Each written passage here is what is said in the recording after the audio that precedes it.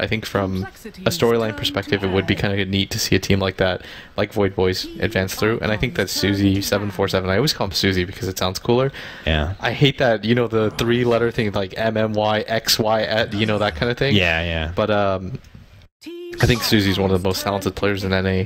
I mean, that guy schooled the crap out of me in a 1v1 a little bit ago, and I don't want to expand on that because it's embarrassing. Because it sucks losing to somebody in a one-on-one, but he's really talented. That's good. Well, it's good to hear, and we know that you can take your word for it because you're a stellar mid player yourself, Mr. 7K. On Storm. Everyone's becoming 7K recently. Yeah, I'm 7K. I just don't put it out there. I mean, you know, no big deal. That's the whole Reddit thing is like, if I played those heroes, I'd also be 7K. Yeah, I could spam her spear and be 7K if I wanted tomorrow. No big deal. I've got integrity. Yeah, I just don't want to piss everyone off. But nonetheless, I'm really excited because I feel like regardless, we're going to either be treated to seeing a lot of these familiar faces at TI, or we're going to get at least one team, whether it be compLexity with like Moon and Swindle and all them, fresh faces at TI, being a part of Dota. You know, some of these players have been to some of the biggest tournaments for Han. Now it's their time to show what they got in the Dota 2 world in the biggest tournament across the globe. Or Void Boys, like we said before, or we'll see Black again. Nonetheless, it should be good. Now we're going into the draft. Everyone's re-picking the same heroes again. Did they actually get it into captain's mode once more, or is it AP? Well, regardless, they're doing different bans, so the stats people are not going to like that. Sorry, guys. No, they're even doing the same bans. That Pudge was not banned last time. That Pudge wasn't, but everything else was. Think about it. This was a Queen of Pain. PL Trout. Yeah, you're right. You're right. Everything else was the right. All right, so only NAR just kind of flubbing it up there at the beginning, but all right, fair enough. Stats mean a lot. I've talked to some of these guys. They love their numbers. They do phenomenal work. I actually don't even know who is our stats man for this one. It's Nahaz. Oh, we're in for a treat. Yeah, he's really good. Nahaz is the man. Yeah. You were with him, right? In MLG. MLG. You know what I like about him? What? Is that I'll talk to him about Dota, and he seems just so interested. Genuine. Yeah, oh, man. He can't get enough of him. Like, he'll ask, like, okay, why do you think this matchup is the way it is, in terms of, like, hero matchups? And I'll just kind of give him one or two word answers, you know, like, it's because of this and this, and he's like, and he just like kind of looks at you inquisitively, and you're like, oh well, okay, then I guess I'll explain it in depth, because nobody really cares too much about like the nitty-gritty details, but he really wants to know like every little thing about it. You can tell he wants to soak it all in. He wants to know, he wants to learn. I'm kind of the same way. I want to make sure I take everything in, I can retain it a bit. That's why I write down my notes. Yeah, it could be easy enough to just go in there and copy paste everything. You're too handsome for this kind of stuff. I know. I'm just the face after all, and I say a few Dota things, hopefully a funny wit and, you know, witty bit, and people will chuckle a bit, but I have you by my side to tell me all the smart things about Dota. Man, that was a really warm touch. You know, sometimes you'll get... It's because I'm sweating so much right now. That was like a nice one. So let me just rub that right there. No. All right, here we go. Let's give it another shot, Blitz. Let's hop back into the game. The new draft has been complete, or the secondary draft, but away we go. Take two. Whoa! Here we are once again. Last time we saw NAR heading towards the north. We anticipate maybe they'll look to go in the jungle and block out some of those camps. You already see him building up all those wards. And for the side of compLexity, maybe a bit more attention to the top rune. How important is it exactly that you get off on the right foot here? And do you think it's also important for NAR to be able to get in that jungle maybe, throw off compLexity's game a bit, block out some of those camps? Could be very big value for the Sand King to really have a strong start and something to fall back on to get to that Blink Dagger faster. Yeah, you just pointed out exactly. It's that you're just trying to slow down the Sand King. You want to make sure that he can't stack the cap closest to him, that big one that they're actually assaulting right now, because it makes it easy for him to rotate. He just stacks and then he can pressure the lane, right? Because he's got nothing to do in between. So I think that's pretty good. Yeah, 12-2 record for the Dazzle, recently being very highly praised. And the other nice thing about that is he's not one you obviously want to be throwing out your first ban to. Maybe unless you're playing Secret. Puppy has definitely been on the Dazzle train for quite a while now, but he'll usually end up slipping through, and one team will end up grabbing it. In this case, compLexity first picking that Dazzle. So we'll see if they can kind of keep that stellar record going. And their matchup here in this first game of a best-of-3. Reminder, everyone, the winner of this series guaranteed their trip to Seattle to be at TI, whether it be in that invited slot or competing in the wild card here. So as we move on in, and by the way, I don't have any game sounds. I'm just going to put that note out there. Do you? Nope. Okay, so we can't hear much right now. Hopefully that's something that will be adjusted. Just wanted to casually throw that out there. But here we go. Moonmeander going to be representing the Undying in the off lane as it stands. Along the mid lane, a lot of congestion here. SwindleMelonzz, no surprise, he'll be repping that Warlock in the mid lane. So as, you know, the mid player here, Blitz. The Warlock matchup taking on Korok and his Leshreek. What kind of impressions are we seeing here? Hani said that it's very crucial to maybe get that ward up there, but that was when we thought it was going to be the Viper, but it's the Lesh. It's so much easier for a Leshreek to farm if you think about it. He's got two mechanisms that can both harass and farm at the same time. Typically, you only have one hero that has one offensive ability, right? If you think, for example, Storm, you've got the Remnant, and that's about it that you're going to really use the CS, right? Like, the Overload using it isn't very efficient, and you can't really harass with that tool unless you're playing against a melee or something like that.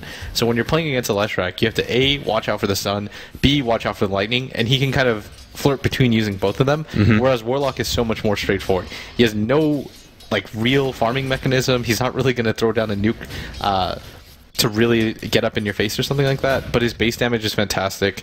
The right click animation is really good, and Shadow Ward is so annoying to play against. Early movement coming in from Fly. Oh, not going to be able to get the opportunity for that lead in Burrow, but already you can see the aggression. MSS utilizing those piggies.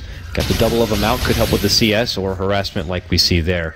Korok did already have to tap into that early salve, leaving him with just a shared tango or two, but you could say the same for now. Swindle down to just that one shared tango, and he's already pretty low. So it seems like Lesh is doing a pretty nice job being a bully, leading things up from here.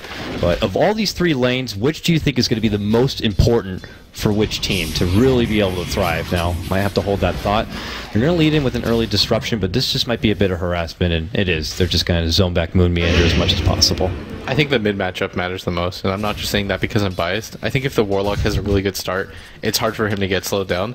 But if you're able to solo kill him, out-farm him like crazy, stop his farm, then I think the hero really starts to lose its usefulness, right? Because, yeah, you rely on the rock, but you also need things like the Ags to be able to do anything. There's a disruption. They already got the one poison stack. They have a second one right there, and I think this is going to be our first blood. A desperate tombstone, not going to be enough. It's Ush who will strike first. Oh, and of all the people to get that first blood bonus, it's going to be the Viper. This is a very strong start for them. Moonmeander is going to have to come back into a bit of a struggle right here. Is he going to need a little bit of help, or is this just going to be NAR's lane here from here on out? I think he just has to play a little bit more safe, because I think Moon as a player kind of really wants to contest, get in the face, and try to win his lane. But I think in this lane, he just kind of has to sit back, be patient, and trust his tri-lane to win. Fly's got the DD, but can't quite get close enough again for the Burrow. Putting a lot of attention, of course, to maybe building up some stacks early on. Now, they didn't roam into the woods. They didn't block out any of those side camps over there. They do have a little stackaruno right there, but, you know, not anything for him to really thrive. So it seems like Fly's being a bit more attention to the actual lane and maybe trying to draw some blood here. So, but this is also very uncharacteristic from NAR, at least from the games I've personally gotten to cast and witness, is that MSS is not on his own. They want to make sure that he has a good, strong start, enough that they're going to be putting the Witch Doctor here. Is it that the case, or do they feel confident enough in this bottom lane that, you know, the Shadow Demon and Viper will be able to get enough done on their own? I think that they feel confident enough that a Shadow Demon and a Viper is enough to harass out the Undying, and the Witch Doctor is one of the better aggro supports if you think about it, right? Because if you run at him, he throws out the cask, he has the heal as well to kind of save his guy. He's never really out of position. He's got good animation to harass with as well. For example, if the Witch Doctor just decides to completely leave the lane, or I mean the Dazzle, then the Witch Doctor can just kind of get in the face of the Weaver, start to deny and harass and stuff like that. So it works really well as an aggro dual laner, I guess. And it's actually the most interesting for me, this mid matchup and how Korok plays it. If you notice, every single time he does the same thing. He forces up the wave. Before the wave dies, he moves forward as the wave is dying. And so Swindle doesn't really see it coming in time. And he plays on top of his hill at all times. And so he's just trying to zone out Swindle as much as he can. Like, look how he moves forward with the creep wave every single time. Like, I've been watching. He does this every single time. And it's kind of unique to him. And look at him go. Continues that bit of harassment, lands the stun. Another Lightning Storm is going to force out the heal from Swindle, taking down a good chunk of his mana. And if you didn't see it there, as long as NAR are able to get that first blood, they have a very impressive, I believe it was 9-1, 9-2 record. So based on stats, could be very good for him. We'll have to see. But let's look at the long term here, Blitz. And we go into late game, I can't help but feel like compLexity would have the edge with the Weaver. You look at NAR, it's a Viper and a Lesh, but then again, it's the new Lesh. Octarine Core, get him a Bloodstone, and he could be a big late game pony here. Oh, look at this. I think that NAR have the better late game lineup because Lesh and Viper, it's a dual core against essentially a single core. Fair enough, yeah. Oh, and in the lane... the rock is down, and they have Fly nearby with the Burrow. They Looks like Korok might be in trouble, and they will get that kill. So good setup with that first ultimate from Swindle.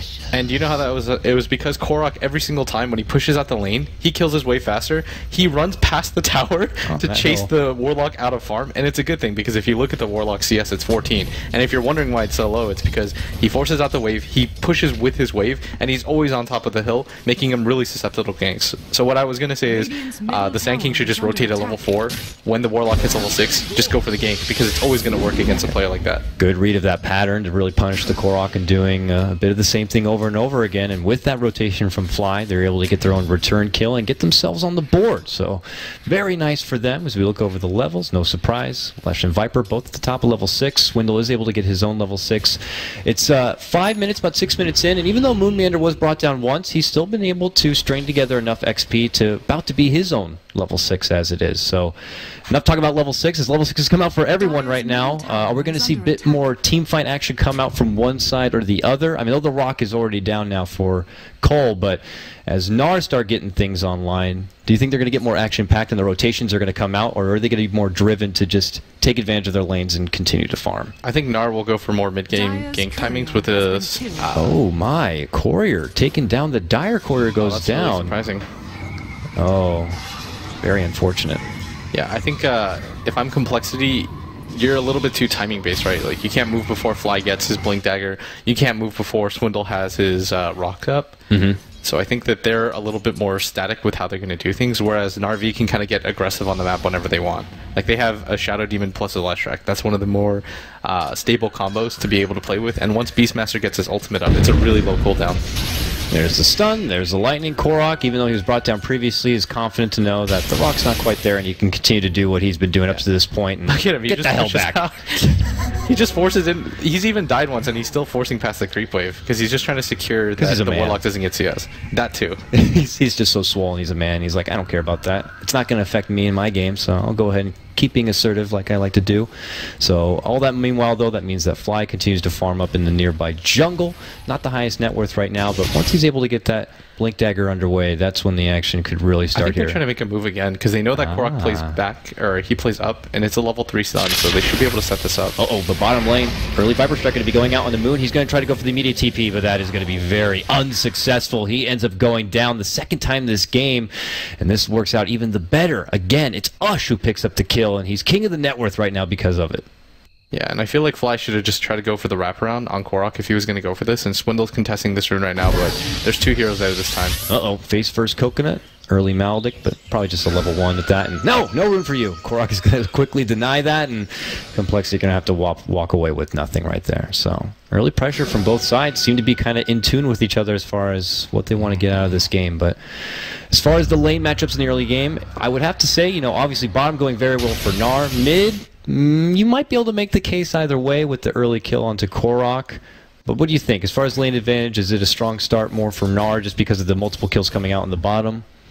I mean, they are also not losing much in their off lane. MSS is building up quite a bit of farm. He should have Primal Roar any moment now. He's about level 5.5 here. I think this laning phase is okay for both teams. Like, they're going to be satisfied with how mid went, but compLexity is going to be really happy that their Warlock wasn't pressured whatsoever by the Shadow Demon, and they're going to be really happy that they got the first blood off, and the Sand King is just kind of happily farming, right? Like, he went for 1 gank attempt, it worked. He goes for the second one, yeah, that's a bit of a time investment, but it doesn't matter in the grand scheme of things because nobody's going to pressure him in the jungle, so he's going to have time to farm anyways.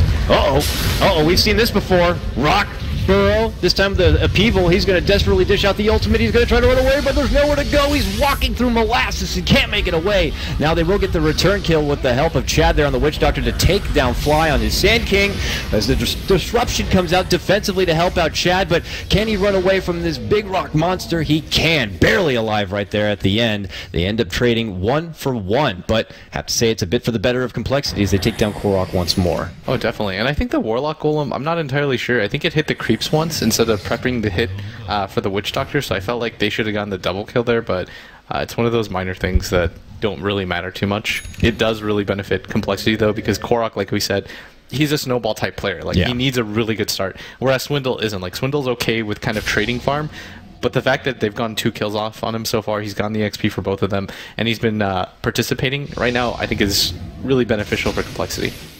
We see coRock goes for the Arcane Boots build up on his Lesh. We've seen it both ways this qualifier run so far with Lesh. Either going with Power Treads, I guess when they feel they need that extra bit of life, or they go with the Arcanes because you can always, disassemble them and put them into the Bloodstone here and there.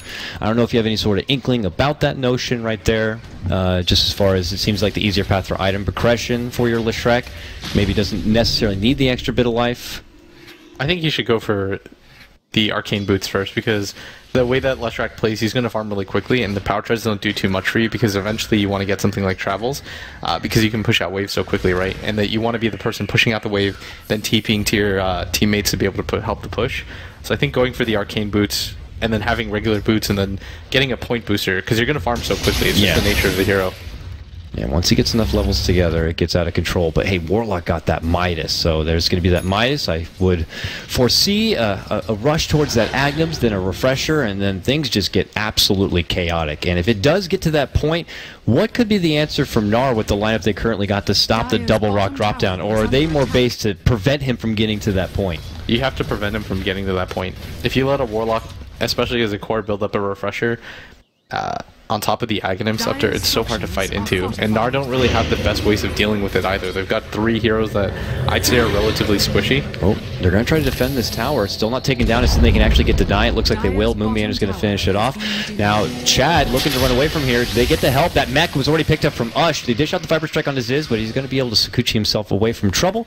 Get rid of these frickin' zombies off my butt, and Chad will be able to make it away. So, when it's all said and done, they have 3 attention down here in the NAR bottom lane. They're not able to get the tower. It was denied. Zyzz could Sakuchi himself into a bit of trouble if they decide to turn and go on to him here. Actually, Moonmeander there with full life now. And just a bit of a footsie play blitz. Flirting, but no one kind of going for third base. You can't let them disrespect your offlaner like that. You have to come in at some point and stop that madness, because if the Undying just keeps getting dove, they're going to get a little bit more reckless and start playing really aggressively, and you can't really do much. They don't really want to help Moon either, because if you notice, who was the one that rotated? It was the Weaver, right? Because the Sand King wants to continue to farm the jungle. Like, his only focus in life right now is to get that Blink Dagger. A Dazzle's not going to provide you any offensive firepower, so it's going to be the Weaver, and the Warlock can't TP as well. It's a Warlock. Oh, yeah. Oh, Blink Dagger. 12-minute, 30-second Blink Dagger for Fly. Respectable time is what I would like to say about that. Do you think it's crucial now for him to take that Blink Dagger and put it to some use? I imagine so. He just got the smoke, the old Bat Rider kind of Blink Dagger play. So, big deal if they can kind of lead in with a kill with this one. Plus, he has the Epi, and of all the lanes out there, we'll have to see what he favors as the prime target. I mean, Viper is the most farmed for NAR, but he's also one of the hardest targets to take down. So where do you think his best bet is to try to make a big impact with that Blink? Unless the Warlock +1 are going to show up to the bottom lane, I think it's unlikely. I think the better play is to go for coRock mid. They never see the 3 times gank coming. Like, it's like the first one goes off and you're like, okay, I'll respect that. The second one goes off and you're like, fair enough. Alright, these guys are just being assholes now. And then the third time goes off and you're just like, there's no way. They've already shut me down. They've wasted so much time here. It's the third time that really catches you off guard. I mean, they don't want to even have that third time to happen. Chad has been flirting around this mid lane for quite a while, just in case something is to happen onto coRock here. But now they have Moonmeander here involved as well. coRock not playing that aggressive. We've seen them in the last couple of moments, but obviously the given that there's people missing from the map. Moon's missing from the bottom lane. Fly has been off the radar for who knows how long, so it's fair enough for them to play a bit more reserved. But because of that, look at MSS. He's kind of doing his own thing in the top lane. He's already over level 8. Have yet to see him utilize his Primal Roar as well. So it's been a relatively quiet game, I have to say, mostly for the side of NAR. I think NAR are just trying to play defensively and build up a little bit more of a lead. Like, MSS is farming so well. That's a Necrobook 1 on an offlaner at 14 minutes. Like, you're incredibly satisfied with what's happening right now. Because if you take a look at Moonmeander's farm, he's got almost nothing. He's got the Arcane Boots, and that's about it. So if you're just looking at the comparison of offlaners, the Beastmaster's doing really well. So you're okay with this type of pace. Here they are now, thinking that they can probably get some work done in the top lane, knocking at that tier 1 here. MSS, of course, still in the neighborhood. His Hawk out there doing work. coRock now back into his more confident stance as he has that magical haste rune to kind of duck in and out when necessary here. But he's got an objective in mind, and that's looking to finish off that tier 1 mid. But Ush still kind of doing his own thing down here in the bottom lane. Is there going to have to be a point where compLexity have something to do about it? I mean, or is Ush just going to get away with taking this tier 2 bottom and then he'll look to take his momentum elsewhere? The problem for coL is that their lineup is so immobile and they have no ganking heroes. The Sand King, like Kevin said, is it's okay for burst damage, but you've got a Dazzle as a support and an Undying, which isn't really known for the burst damage. So to be able to kill that Viper, you'd have to heavily commit. You'd have to throw down the Rock, the Sand King ultimate, but he's got a mech. Like, the likelihood of killing him is still kind of low, and the investment for it would be so huge. And this is why I think the Viper pick pays off so well for them. Yeah, they haven't really picked it much through the qualifier, if at all, at least from the games I've seen personally, but it seems like this is the right time to grab it, and so far it's been pretty damn fruitful. They got some good strikes there on the Tier 2 bottom lane. Moonmeander did show up, who was successful denying the Tier 1 in that lane, so he's kind of there on its back end, but it will still stand for now, and it looks like Ush will pull back, and well, they get the ward on the high ground right now. Hawk already currently scouting out Swindlemelons. He's got that point booster and already 1k gold. You're talking about maybe eventually stopping this Warlock from getting to that point, but he seems to continue to build it together. But my oh my, suddenly Korok, he has a soul booster. So. It's just the nature of Leshrac. He's going to farm faster than every other hero because he's got so many different ways to farm. He can go to the jungle really quickly. He insta-clears the creep wave in middle.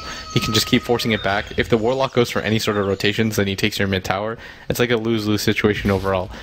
It's like insane, but I think compLexity should just kind of ignore the laning phase right now. Try to build up items onto the Warlock. Get your Sand King one more item maybe. Make sure that the Weaver's in fighting condition, and then just go all out. Like, it's like one timed movement of aggression. Like, you don't really get many opportunities because the Warlock cooldown is so long, but it's like you really have to make things happen with that one big rock. That's almost the impression we had when we talked about this matchup. NAR just notoriously known for really succeeding in their laning stage, but where compLexity have that good team fight where they can come together and really succeed. So we're looking for a bit more of that here in the game. But look at that. MSS departs from his offlane position, now looking at the attention towards the mid lane. Another denied tower, though. compLexity going to be taking that one away. I also want to mention Korok with this Leshrac went a very interesting build here. Might have to hold that thought. Moonmeander charging on forward, but it could be him that's in a bit of trouble. No, he'll be fine. The tombstone's going to end up going down. Now he's got help. The Rock faked out once. The vision, they can't quite see Fog. Fog going to go for the TP. Are they going to waste the Rock to stop him? No, they won't. It's just a freaking little Shadow Demon, so they let him go back to the fountain and we'll make it away. But hey, they rotate a bunch of coal to the bottom lane. They don't get much, if anything, out of it at all. Korok continues to farm. Same with MSS and company. But as I say that, will the jump come out? Epicenter charging on up. They move in. Burrow does end up catching just the tip of it right there at the end. Big damage, but Korok again with another haste rune. Look at the sidestep right here. He's trying to juke and jive to make it away from this one. The bug scouting him out right here, but that little pony boy is way too fast. And sorry. Fly, just you got a good gap closing, but not that fast a gap closing. So Korok is going to make it away with his life. Ooh, how heartbreaking is that for compLexity? It's pretty big because it kind of shows Na'Vi a lot of compLexity's hands. Like, compLexity's not going to use that ultimate on one of your supports, and that's like the saddest part is you see a 300 HP Shadow Demon start to TP away and you can't do anything about it. It kind of reveals that, okay, if you didn't know it before, compLexity's not going to try to fight you in the split push engagements. So I think what Na'Vi are going to go for are stuff like that. Moonmeander. They're going to dish out the Purge from Fog, but now Fog's going to get caught with the Burrow Strike right now. Weave is going to be flying out, same with the Tombstone. It looks like Na'Vi want to pull back into a different position, at least away from that Tombstone, but can they get out? The Rock going to be dropped, connects onto Upheaval there as well. A big Death Ward, however, on the return from Chad is going to stop them from moving on forward. They're going to eat a lot of this damage right here. Fly goes in, but he ends up going down. They're going to lose the one. Shadow Demon also going down in the mix, and now as they charge to the back, MSS is like, I got to get the hell out of here. He's going to make it out, but it's Swindle coming out with the killing spree right now. They clean house, but Korok, the king to stand on the end, dishing out all that huge damage, tries to make it to the end, but Zyzz ends up taking him down. Swindle gets the double kill. It's absolute blood slaughter here in the compLexity jungle. It's a 4-for-3 trade. Oh my goodness, that was quite dramatic. I'm really surprised, though, that NAR decided that they were going to get into that fight, because if you think about it, if they go for the split push, like one core hero goes to the bottom lane, it's the Viper, two go to the top, and then the supports are just free to stack or do whatever they want. What does compLexity do against a split push? Like, they don't have enough damage to take down that Viper. They don't have the amount of smokes necessary to gank MSS, who's just going to have the Hawk up at all times, and it doesn't matter too much if you gank the Leshrac. Like, look at this fight. There's only potential to lose here.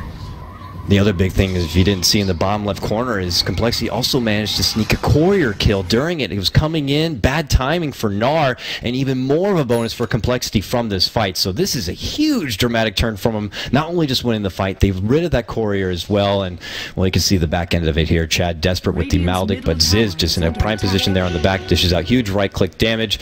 It's blood splatter all over the place. Korok, valiant effort to try to hang in there in the end, but It's just they're outnumbered. Plus the weave dished out early, their armor whittled down pretty dang low so that when the weaver comes in to clean up, it seems almost effortless. Oh, in this mid lane, Fly might actually be in trouble. Uh-oh, Fly burrow to the high ground, but yeah, not going to be happening. That edict flies on through, and it was something I wanted to mention before, but seems almost irrelevant now, but Korok put more love into the edict build-up this game. Normally I see more, especially in the mid lane, all about the split earth and all about the lightning storm. Was there anything about that at all that he just maybe wanted to push a bit harder with the edict? I just thought that was a bit unusual. I think he maxed the first two normally. He's just such a high level right now. He's level 13, so he's got everything maxed. Yeah, now he has everything. But I thought before in the past, but everything kind of went chaotic before I could really address it. I just thought that was something a bit interesting. Ush, he's finally going to get the finish on that tier 2. The first tower they finally will get without it being denied. Actually, they did get the top tier 1, but it was a lot of gold that was taken away. But now they're finally get something for themselves, and, well, coRock, he's just going to be clearing out this top lane a bit. Look at that, though. Ush just kind of solo pushes a tier 2 tower at bottom, and they can do nothing about it. Like, they actually just have to watch as that happens. Even the supports in middle right now, that's 1,000 HP Fog with the cloak. You're not going to kill him with just one hero, and it's got to be Fly, but that's just not enough, I guess. Ooh, coRock needs some help. It comes in the form of both Chad and now MSS, but oh my, coRock actually killed him. Goes down, and there's the time lapse to make it away and make it a hit and run, but look who's also looking to get involved. Oh no, not going to be catching him out. Alright, so now it's compLexity looking in a bit better form here and kind of forcing NAR to be spread apart in a bit of an awkward position. Yeah, and that's actually a really smart decision by Zyzz to go for the Deso. I think it's kind of a go for broke play. We need damage over anything, and the positioning game is so strong for the Weaver this game because there's not a whole lot of single target lockdowns. There is the Beastmaster, but you can play around that if he doesn't have a Blink Dagger or something like that by just running away whenever he tries to gap close on you. Mechanical question, everyone. Demonic Purge working on the Golem. Is it going to do significant damage? I know it's not an auto kill like it used to be back way in the Dota 1 days, but is it what is it? Is it like 1,000 damage? I'm not too sure. Everyone here is not really too sure, apparently.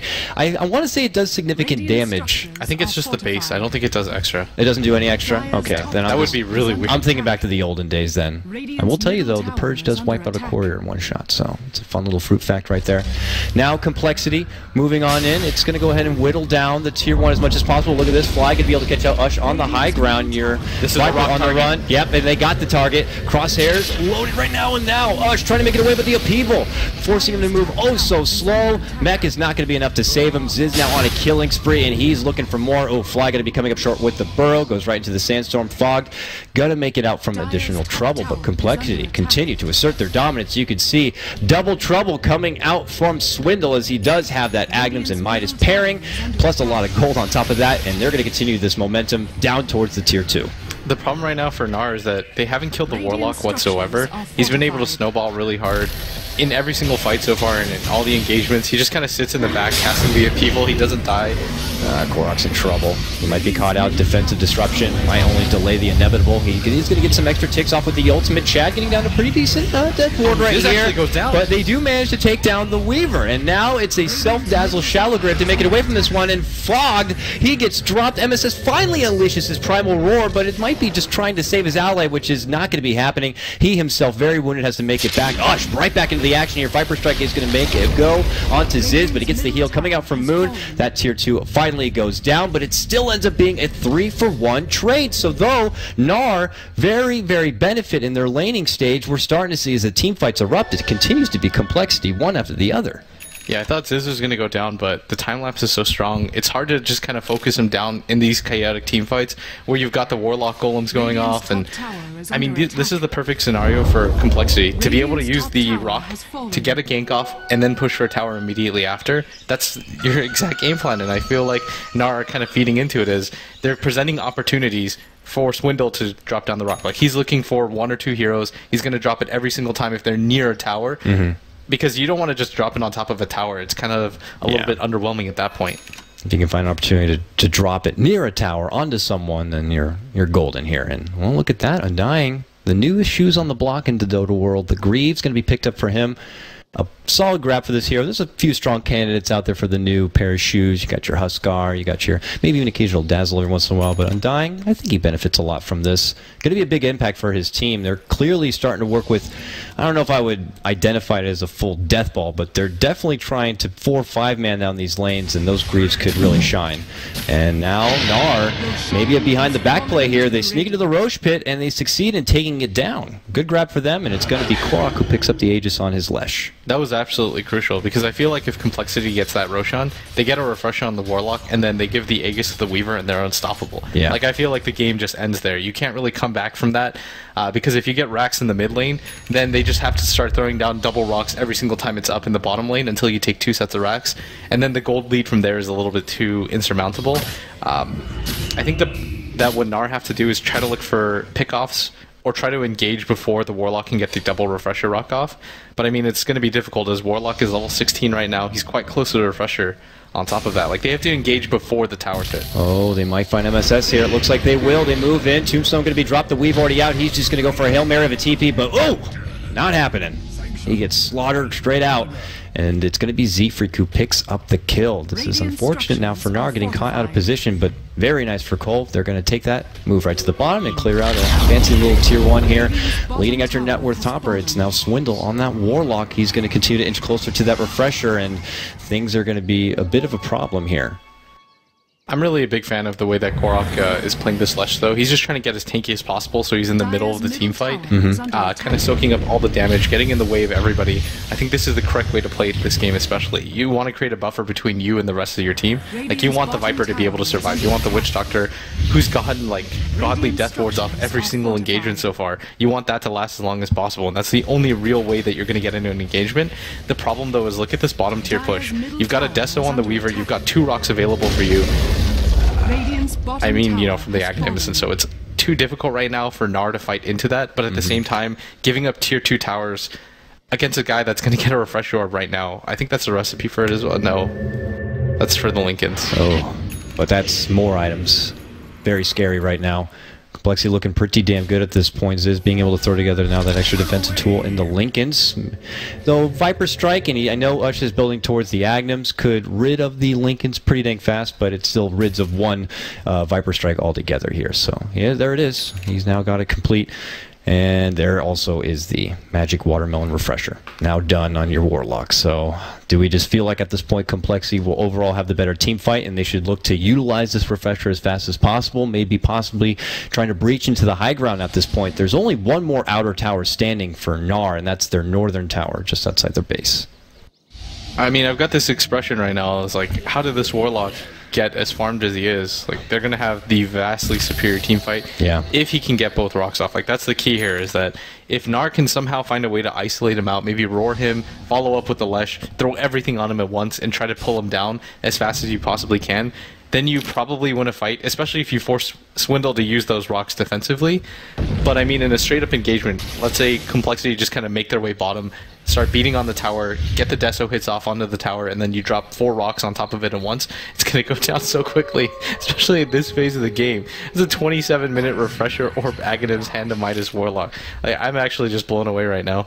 Yeah, and right on cue, Mr. Nahaz lets us know it's only the 15th time that Warlock has finished his refresher orb before the 30-minute mark, so it's a very stellar performance coming out from SwindleMelons, one that could be quite complicated for NAR. NAR playing things a bit more defensively, obviously, probably looking to stall out a bit so the Aegis will expire. You know, don't really want to have to fight into that, but eventually the fight will come. And I have to say, I don't know if you feel the same way. MSS on his Beastmaster, haven't really been able to see him utilize more of an offensive primal roar yet this game. Maybe is that more because the opportunity hasn't really been there, or do you think that maybe MSS has been playing a bit more reserved?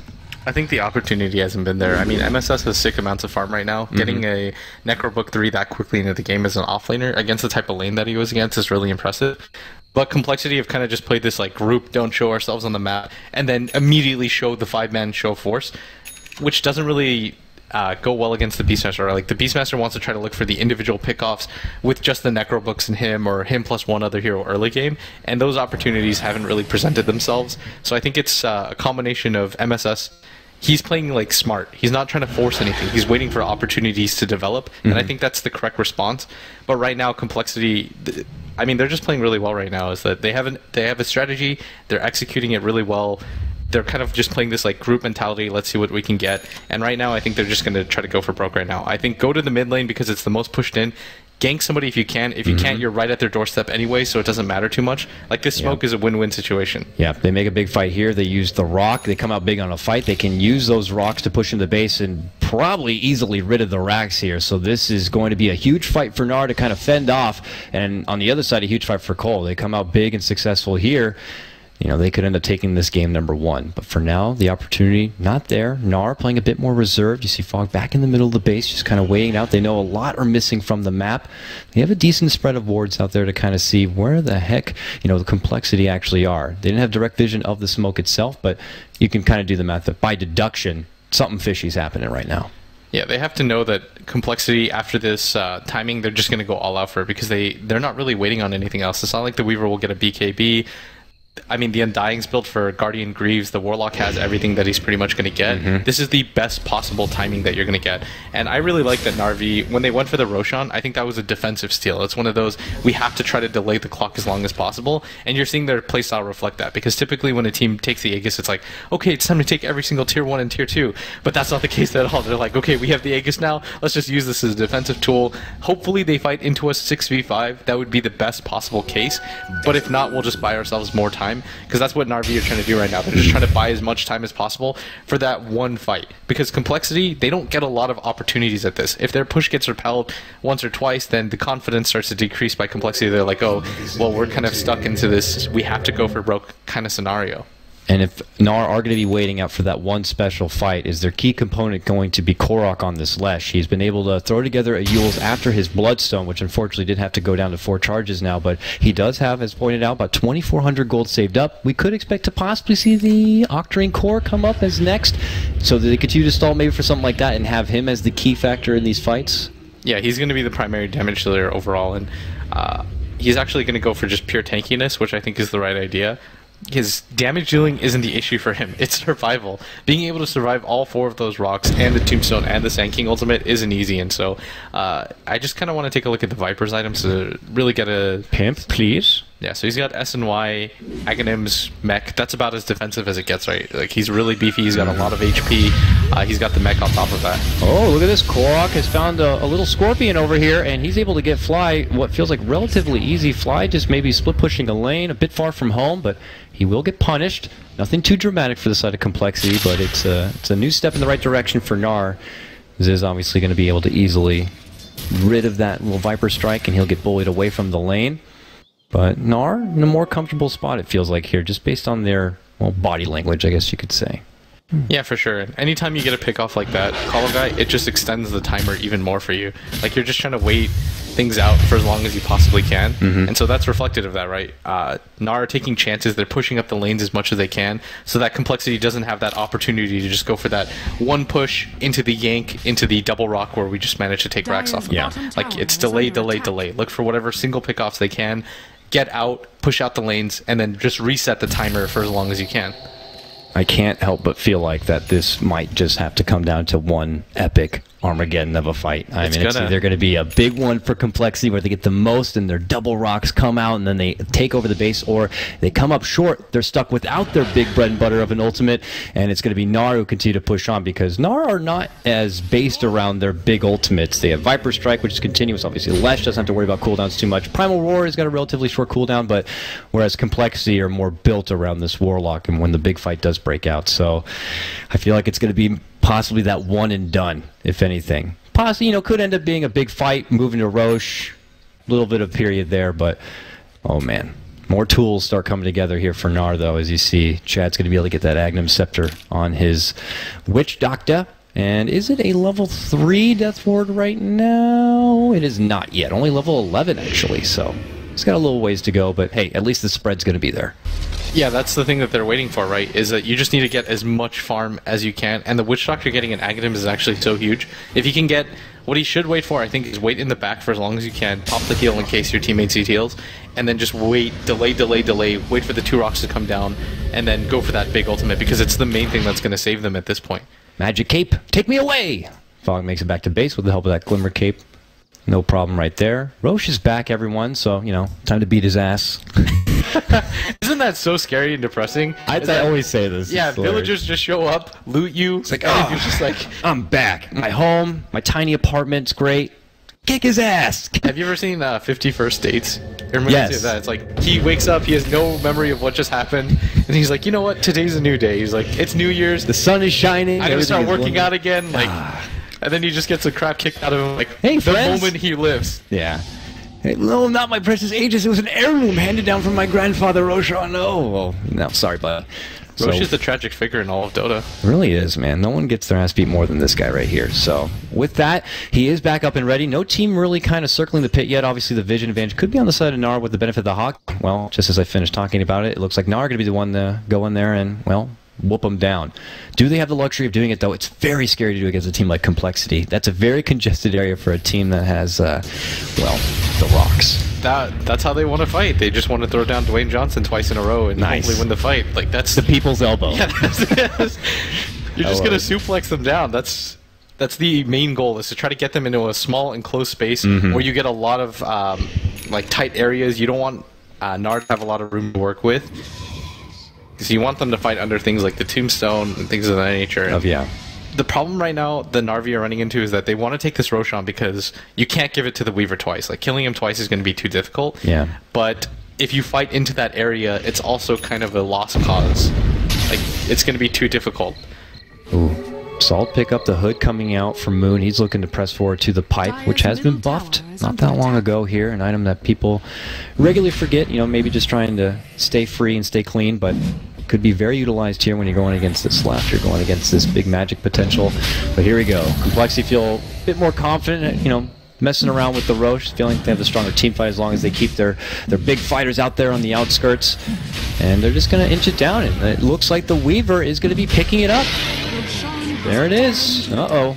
So now, what do we look for them to do? Are they going to do a bit of a rinse and repeat, stalling things out a bit, hoping that the Aegis will eventually expire? Or is there going to have to be a point where maybe compLexity just decide to get the most out of this Aegis, push on down, and NAR just got to fight in the high ground? I think you all in if you're compLexity right now. You just saw the Beastmaster Roar used. I think the Sand King has his ultimate up as well. Like, there's not anything that you really are waiting for at this point. Like, that was the best possible scenario. The Beastmaster just used his Roar mid. You know it's down for about 65, 60 more seconds. By the time you actually get to the base, it'll be like, oh, it's actually, my sense of time is really it's okay, at earliest it's like 20 seconds by the time it comes out, so you have a bit of a window. But it looks like the Warlock actually went back. Does he have travels at least? Is this why he's doing this? Yeah. Well, he has lots of money. Yeah, he just purchased a travel. Actually, almost enough for bots too if he wants to go real crazy with the shoes. We'll have to see. But for now, they step back. So not quite that all-in push yet for compLexity, at least not until they have everyone together. But they know that they're split apart, so they're really hunting on forward to hope to get a pick off there. But it's not going to come too easy, though they'll take out a couple of wards along the way. Uh-oh. Okay. Bird scouting on the forefront. Gets going to get decayed. A lot of bird hate, but here's Swindle back into the action right here. NAR could be caught grouped up here if not careful. Yeah, this is going to be the one-off team fight that you were talking about, so good luck casting everything at once. This is what I hate. So many things are going to happen at once. And I'm going to miss at least like 80% of it, I feel. But let's see. I'll channel my inner youth and hope that I can scout everything out. But here comes compLexity starting to knock at the front door of NAR here. Are they going to be knocking with some rocks? Or are they going to try to slow siege this in hopes that maybe NAR will be out of position? To the benefit of NAR, though, you can already see it now. Fog, though he's getting pretty low on mana, continues to dish out the poison here. Could be a bit deceptive. Next thing you know, you have 4 or 5 stacks on you, and things could be a bit rough. But okay, that's the signal blitz. Defensive weave out. It's go time. compLexity aren't even aiming for the best fight. They'll take anything that isn't absolutely awful. Like, if they get any sort of initiation off or any sort of timing, they're just going to all in for it right now. They pop the Lincolns, Viper Strike early onto Zyzz, though he is your Aegis holder, so he's free to still kind of slow siege down that tower and be out in the front. Gets his heal up from both the Dazzle and the Undying, and they kind of step back. Very methodical, disciplined play, uncharacteristic of your American Dota, but they're doing it. They're just trying not to throw the game right now. They're waiting it out. They realize there's so many different scenarios, and most of them they're going to win these fights, and they're going to drop the Tombstone to try to hope Na'Vi kind of stack up for this. And Swindle doesn't want to drop rocks quite yet, though. Ooh, he's thinking about it. The Glyph already goes out. The Tombstone is down. Zyzz is still on those front lines, putting it down. Okay, Upheaval actually going to be coming out here from Swindle first. We'll cancel it and step back. Man, this is finicky play. They get the new Viper, but there's the committed go. Oh! The Rock's gonna get dropped, and it's a big one! Right onto NAR. They're immediately gonna lose Fog. Not looking to buy back quite yet. There's gonna be the buyback. And now Chaos is out. Look at all the Rock people fly. Zyzz moves on in. He's got the Shallow Grave to live it on out, but he's still got the Aegis. It's gonna be used right there. Chad running to the south side to make it away from this. Still NAR holding on. They get the splitter. They're looking to go for Zyzz. The Primer will follow. They're gonna get the Weaver down. They got him dropped. Now the self-fuels. coL.'s looking to get himself into a newfound position. Those Rocks, though, still doing pretty big work. They're able to bring down Fog. That's a dieback for him. The Witch Doctor Chad also goes down. MSS forced to buy back to get into this one. That tier 3 still standing. Finally going to get brought down right here. But this is it. NAR really need to look to hold. Otherwise, they're going to be losing both of these racks. Here comes the TP back on in. It's going to be Ush first on the scene. Then you're going to see coL coming in here after. MSS charging forward, but he does not have that Primal Roar. He's so much damage from these golems.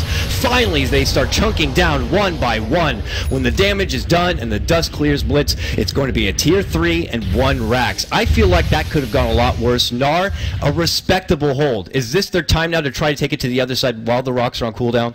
I think so. I think at this point, you don't just wait to die. You got to play aggressively at this point. Go all in for it. At least try to take some towers down during this time period, because you know everything from complexity's down. The buyback on the Weaver's down. They don't have the Warlock ultimate or the refresher up. If there's any time period for them to kind of go for broke, it's now. Because if they just keep playing the defensive game, Dakota, they're gonna sit in their base, wait to die. If one fight goes wrong, then they get mega creeped instantly. Like, you have to play proactively if you want to win this game. Warlock quickly goes to the library and picks up the good book. Right to level 3 with it. They got a big chunk of money after taking down that Rax, but here comes NAR back the other way now. Dish out the early tombstone here. It's going to help him zone him quite a bit. Going to throw out the cask. Only going to be spread between the two. Moon's going to pop out his ultimate right here and go into his final form, but NAR is still looking to hold here for now. And they're looking to stay committed. Take advantage of this opportunity while the Warlock ult is still down and on cooldown, though how much longer could it be? Death Ward is up, however, and here they go. They would love to at least get their own even trade if possible. Moon with that pipe, gonna pipe it up right now. Fly gets his own Lincolns, so they consider having him lead in, they will. Burrow Strike is gonna be catching on Ush, but Ush is getting healed up now. Voodoo Restoration, their own fair heals are here.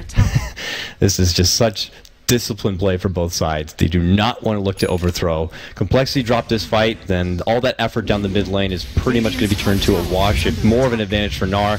If NAR drop it at this point, then, well, that just doesn't look good. If you're not able to get things done while both Rocks are out, then things are going to be pretty damn grim. Another tombstone dropped. They continue to inch in and out here, just looking to wait for it to expire. But ultimately, Blitz, it looks like they're not going to be able to get as much as they'd like, and we still have a good chunk of time before Roche will even be back. I think Na'Vi are actually going to be super happy with how things went, because they only lost 1 melee Rax in the tier 3 tower. They didn't have to invest too much into buybacks or anything like that. I know MSS came in, and but they were able to repel. They forced the buyback onto the Weaver. He also died in the middle of that fight by a great ward by MSS. He was so patient with that and waited for Lincoln's to pop and the Aegis to pop, and so I think you're relatively happy if you're Na'Vi, because I felt like things were going to go even worse than that, right? Like, they dropped the tombstone, they get a 4-man double rock off, like, things could have been disastrous, but the fact that they managed to hold in that type of scenario is going to be really happy. Now it's more NAR going right back into their farming groove, trying to itemize, get those extra bit of defensive tools or offensive tools necessary to probably thwart off the inevitable next push of compLexity with the new double people elbow right there. So we'll have to see. And it looks like Ush this time has his AC ready to go. Korok obviously had Shivas, but he's looking to get that Octarine core now. Already has the Soul Booster done. That would be a nice, fruitful grab for him. Getting all that extra magic spell. Life Leech, more life, of course. The cooldown's all reduced for at least his Split Earth and his Lightning. And we'll have to see if it's going to be enough. This could be another calm before the Storm Blitz. But hey, I was wrong. It's not going to be that one and done. We'll get 2 and done, maybe. Because I think compLexity were, as much as Na'Vi were happy about it, I think compLexity were a little bit disappointed. They figured they would just kind of stomp that fight, go on and win the game, but it was a little bit weaker than they thought it would be, and that's got to be a little bit demoralizing, but they still have opportunities. I mean, they did take Rax at the end of the day. You just kind of hope for a little bit more than that. Like, you want a little bit more of a dominant fight, or you would have liked to take both sets of Rax if you could. Here comes coL. Smoked up and on the move. Just before 4420. How ironic is that? Now they look to move on down here. Couldn't let that one slide without a giggle. But it looks like they're not going to be finding anyone out here on the side. Nice. And, well, oh, wow, they're committing a lot. There's no one down there right here. I guess they just anticipated that maybe someone from the NAR side was kind of hiding out in that corner, but nope. Back and forth we go. coL working at the bottom. NAR on the other side of the globe, looking to kind of split push out a bit towards their own side here.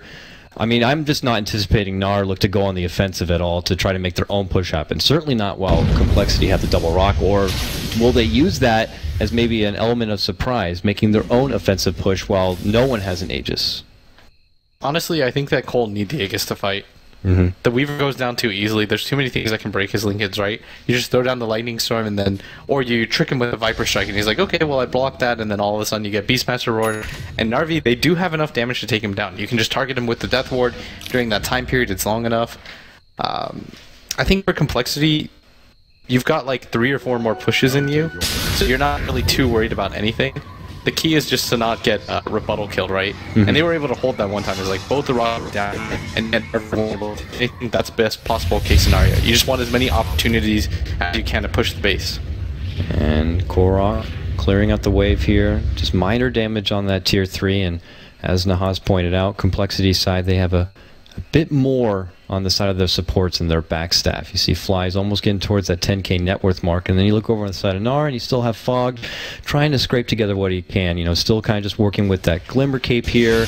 But, you know, it is a Shadow Demon after all. I mean, is there anything that you could, you know, hope to see to get a bit more out of the Shadow Demon so it can really contribute a whole lot? There is that new Agnum's recipe, but that's going to be way off in the horizon, obviously. So maybe a Force Staff as a little bit extra defensive tool to get away from the rocks.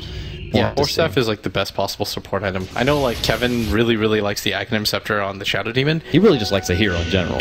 Yeah, but there's no way that he's going to be able to farm it this game. And I think that's okay, because the Shadow Demon isn't going to make or break your fights with the type of items he has. Nor is Witch Doctor once you get the Agnum Scepter. Like everything after that is just bonus gold. It matters more that I guess the Sand King gets as much farm as he can, just because Swindle, aside from his rocks, isn't going to do any real physical damage. He doesn't really have a nuke associated with the hero either, so they need a little bit more oomph in their team fights in terms of damage, and it's got to come the way of the supports. Because if you look at the way that Moon's built, Undying as a hero he's not going to be a huge damage dealer, right? Like what does he have? He's got Guardian Greaves, a pipe. Like that's not any sort of damage dealing, so you need at least one more source. You can't just rely on the Weaver and the Warlock golds. What would that source be? I mean, Undying, not one to really stretch this far into the game. Usually by now you'd hope that you'd have a commanding lead that the rest of your staff would be able to kind of pick up the pieces and clean it on out. You know, Undying's Tombstone isn't quite as sturdy as it once was. His heal is okay, but it's not like game-changing at this point. You know, at this point also zombies can kind of be shrugged off. Maybe the slow could still help out, but it could be a bit delicate to keep that Undying maybe relevant at this late into the game. I think you would need an AC on somebody on compLexity. You might as well just stack a ton of auras, and you've got enough things, like units, that it'll be useful. Like Swindlemelonzz now has Necrobook 3 as well. Okay, Maelstrom. Now picked up from Ush. New extra tool, helps wave clear it out a little bit, keeps their push going pretty damn hard. They were able to bring down that tier 3 in the top lane here. And how are we looking as far as Roche goes? It's up. He's back. It's his 3rd time now. He's got the Gouda. Someone's got to take it. That's a family recipe, man. I handed down from my great-grandfather Roche, just like my Aegis. Dota people are really messed up. So this is very crucial for compLexity to take, just like we talked about last time. So they look to move in. This time NAR nowhere close. They're actually pushing this top lane here. compLexity, they might see this. Are they going to just have Zyzz finish it out? The Korok's moving on in here, Blitz. Okay, Burrow trying to slow him down. The Fly ends up eating a bit of his own damage. They're going to be able to get the Yules on Swindle. Oh, followed up with the split up. This could be a huge pickup. Primal Roll follow-up. Now he should have a buyback. No, he's going to be forced to use it. 87 seconds otherwise. Making it go with the rocks right here. NAR looking to hit him hard and where it hurts right now. Look at the damage. Ush really right-clicking it home. Still no buyback. There it is going to be. Now the Burrow going to be playing out on Ush, but it's not quite enough. Look at this. NAR see the buyback, and they're like, we've had enough, but let him get away here. There's going to be one rock dropped only onto Ush. And then with that, he's looking to turn back. Refresher's going to be flying on out. Ush is confident that he could really take it to Swindle here now. He's going to pop his mech. He's just going to sacrifice his life to try to do as much damage, it looks like, and hold him on out. But meanwhile, on the other side, Witch Doctor is going to go down to Zyzz, catching him off on the backhand lines. Moon gets the finishing blow onto Ush. No surprise, Ush, obviously aware he has his buyback. just kind of holding them back a bit. Now, the rock is already dropped, and it's for a defensive rock, so this is pretty nice for NAR, I'd have to say. The Warlock also uses Refresher. I think they're just going to go ham for this like they have to. I think they march down the mid lane. They've got an Aegis and the cheese. Their opportunities are kind of getting a little bit diminished with how things are going so far. And that's what I was talking about. If you can force the Warlock to be in a defensive position, use his rocks, it doesn't mean as much. Because there's no way that the rocks are going to be able to travel all the way from that top area into the mid or anything like that. Oh boy. Top lane goes down on coL. Trying to cancel TPs. Yep. And look at this. They're going right for the jugular here, Blitz. Swindle going right for those tier 4s. Usher's going to show up here. That buyback coming out, and he's trying to stop them. Oh, Viper Strike onto Moon. The Glyph is going to be here. Fog now shows up, getting off the early poison. Fly up in arms of coRock. coRock's not going to be able to make it back. He has no TP and no way to make it home. This is compLexity's chance to try to round out this game if possible. One tier 4 about to drop right here. Ush moving in, gets off the secondary Viper Strike. Zyzz going to be healed up now from Moonmeander, but they're already going to town. The second tier 4 to drop here momentarily, but there we go. Primal Roar to fly out here on Swindle. Swindle going to be saved with the Grave. That Death Ward, though, continues to do out the damage, but they're going to stop it with the rock drop right now, and the cheese going to be popped. Swindle still holding on. Here comes an Epi from Fly to save him on out. Can they stop the Beastmaster? They can. He goes down. Now coRock makes it back into his base, but he's welcomed with a stun, dishing out that continuous damage, but he's eating way too much himself.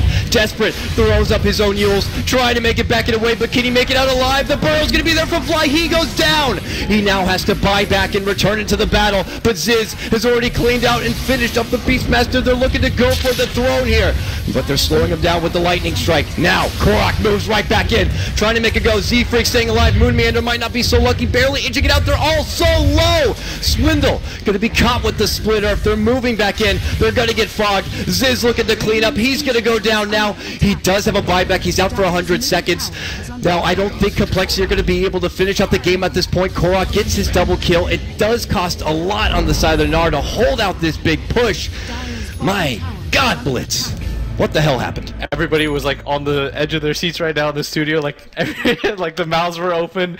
I mean, I haven't seen a team fight like that in quite some time. That was so exciting to watch. It was just really good defense by NAR, and they're going to go for this all-in counter push. They know that Swindle's down for quite some time. He doesn't have the Refresher Orb. He doesn't have buyback at all.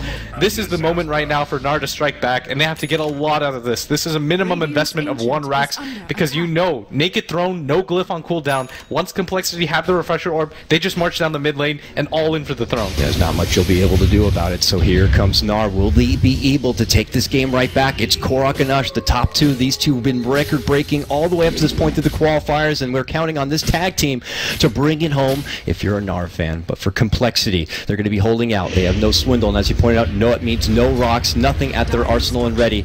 They're going to do the preemptive Grave. And also, there's going to be the weave. coRock, oh man, you can already see the damage going to be built up. But Primal Roar going to catch out Zyzz as he tried to charge on forward. The Grave going to be there to save him on out. Plus, they'll have the heal coming out from Moon. Now he's able to step back. Time lapse going to be used. Epicenter charge on forward. Big damage onto coRock. He needs some help. He's going to get Yules up. Blade Mill reflecting a bit of the damage, but they can't stop it. coRock is out. Almost 80 seconds. He has no buyback. It looks like NAR not going to be able to do it. They can't quite get into the base. It's only Ush now in this top lane. He might be able to get compLexity to pull back and stall out before they push on forward. Because coRock does have that Bloodstone, he's going to be back in just a minute time, so could be there for the next big push of compLexity, but that is very heartbreaking if you're on the side of NAR, not being able to really get into that base and do a lot of work. Yeah, and right now, without the Leshrac up as well, and the Warlock has everything up, I believe. If you take a look at his Refresher Orb, yeah, it's just cooled down. I mean, if you're NAR, you're really worried. You don't have the Leshrac. What was keeping you in this game so far was the amount of buybacks that you were able to put up any sort of defense, but they're just going to march down this mid lane, and Ush realizes that as well. He's like, okay, maybe we can go for some sort of throne race scenario, but it's just not going to be possible at this race. Here they come. Ush trying his best to maybe divert their attention elsewhere right now, but here comes coL right down that mid lane. Early Viper Strike going to get rid of that Linken's, but Ush has to step back and look at Zyzz. He's going right for the throne. Now they're able to dish out the Primal Roar, but it doesn't stop Zyzz. Zyzz has one thing in mind, and that's finishing this game. Here comes Swindle with the rock drop onto Ush. The secondary one off to the right-hand side for Chad as he tries to get off the Death Ward, but it's going to be canceled, and it looks like compLexity are going to be taking game number 1 against NAR in this best of 3. What a play from them. Yeah, this was one of the most fun games I've been able to watch. Like, I was stuttering over myself trying to get out everything that I wanted to. I mean, there's just so much going on in every single fight, and for compLexity to be able to win that, there were time periods where I was like, okay, they've just lost the game. Like, they weren't able to push. They got only one set of racks. NAR going to hit right back, but then all of a sudden they get one